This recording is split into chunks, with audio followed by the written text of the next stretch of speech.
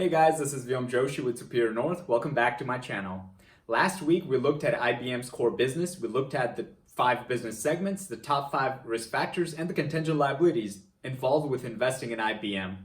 This week we will be looking at the key ratios, perform a DCF, a discounted free cash flow analysis, to find out what the intrinsic value is of this company. And then at the end, we'll also perform a expected rate of return calculation to understand what kind of returns can we expect if we were to invest in IBM at these current valuations. So let's dive in and look at IBM. Hey guys, let's start off by looking at the key ratios for IBM. I'm on Morningstar, under key ratios, looking at the financials. All these numbers are in millions of dollars. And if we look at the revenue, we can see that back in 2010, the revenue was about $100,000.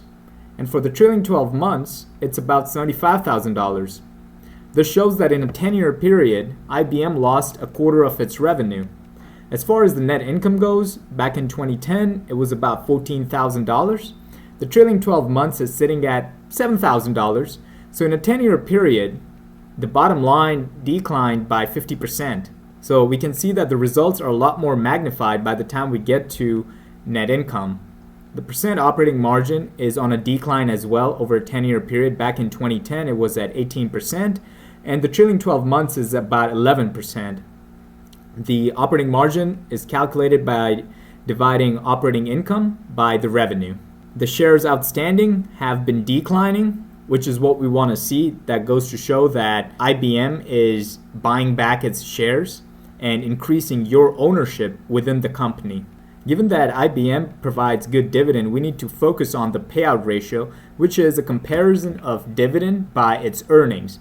And it gives us an idea of how much of what the company makes is being given out to the shareholders and how much is actually available to be reinvested into the business. As we can see, back in 2010, about 21% of what the company's bottom line was being paid out as dividend. But for the trailing 12 months, that's at a staggering number of 73%. This means that 73% of the bottom line is being paid out to you if you're a shareholder as dividend. So not a lot of money is left over to be reinvested into the company. And if we look from a long-term perspective, we want companies to reinvest in themselves because that's how we can grow exponentially. If you look at companies like Amazon or Google, they do not pay out dividends because they rather reinvest that money into the company and have that exponential growth rather than paying that money out to shareholders as dividends. And the 73% is definitely a cause of concern. In the long run, this is not sustainable, especially if IBM's net income keeps declining as it has been over the past 10 years. Next, the book value per share.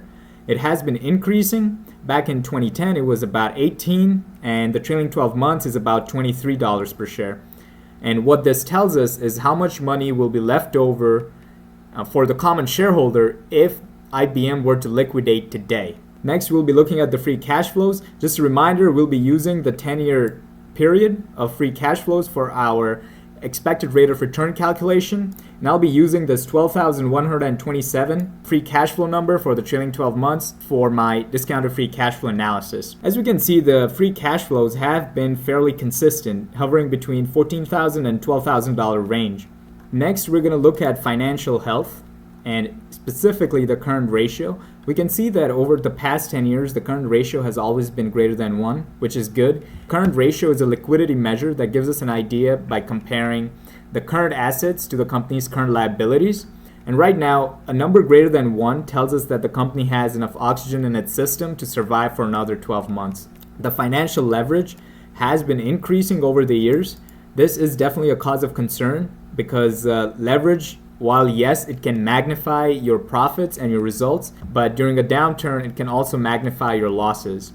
The debt to equity ratio is at a 2.88. As we can see, it has been gradually increasing over the years, which shows that IBM has been racking up more debt or its equity base has been declining. Next, we'll look at the profitability of investing in IBM. We can see that the return on equity has been outstanding. This shouldn't be surprising because we just saw how leveraged IBM is. I wanted to quickly show you the return on equity drivers. We can see that the return on equity is just a ratio of net income to the equity.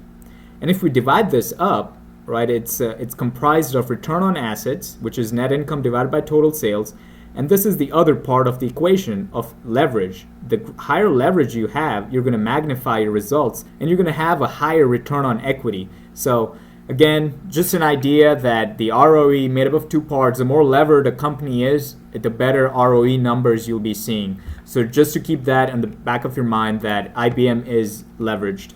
The return on invested capital for the trailing 12 months is at a 9.44%.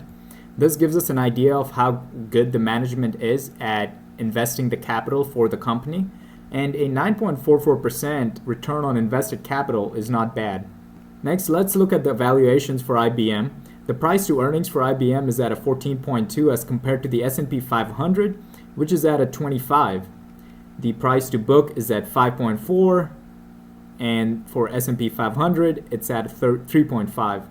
The price to sales for IBM is 1.5. The S&P 500 is at 2.4. The price to cash flow is at 7.4 for IBM, and for S&P 500, it's at 14.5. The dividend yield is at 5.2, which is far more superior than the S&P 500, which is at 2.0. So if we look at these measures, other than the price to book, IBM is undervalued when we compare it to the holistic S&P 500, which is the top 500 companies of the United States. Hey guys, let's perform the discounted free cash flow DCF analysis on IBM now. The current free cash flow is at $12,126 million. This is the trailing 12-month figure of free cash flow for IBM. The annual growth rate of free cash flow is at negative 1%. This is negative simply because we saw that IBM's free cash flow has been on a decline. The discount rate is at 10%. The long-term growth rate, I'm assuming it to be 5%. I'm using a higher number here because I expect IBM's research and innovation with artificial intelligence to pay off. The shares outstanding are at 894 million, and this is as of 2020. The long-term debt is at $54,102 million. I got this number from IBM's balance sheet. And after we take all of this into account, we get the intrinsic value to be $108 per share. The way the discounted free cash flow is calculated, we look at what the free cash flow would be for the first year, second year, third year, all the way to 10 years. And then we discount all those free cash flows back to the present value. And then we assume that IBM would grow into perpetuity. And so then we discount all those free cash flows into perpetuity back to the present value.